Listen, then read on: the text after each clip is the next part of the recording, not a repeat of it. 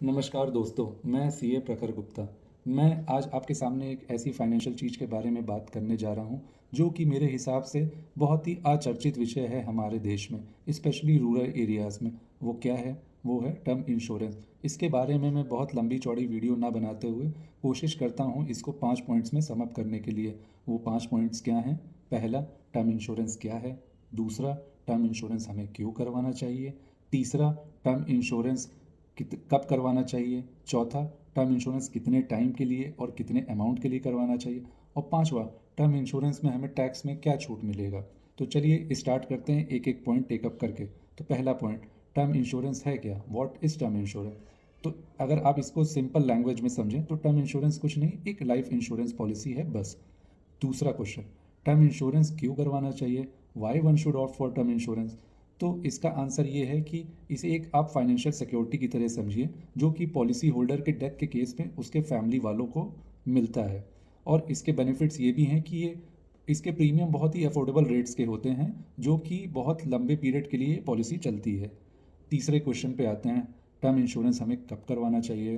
तो वैसे तो आपको जितनी जल्दी करवा लें उतना बेटर है, लेकिन तब भी मेरा ऐसा मानना है कि at the age when you start earning your first money, that should be the preferable time date when you should opt for term insurance. और तब भी अगर आपने अभी भी नहीं करवाया है तो आप अभी भी करवा लें, because it is never too late to do this.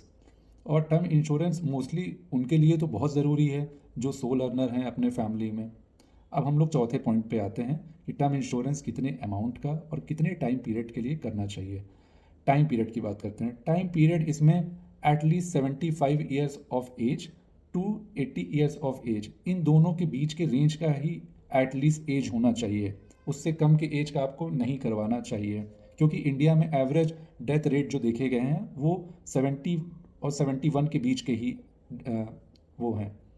पांचवे पे आते हैं, हमें टैक्स में क्या छूट मिलेंगे?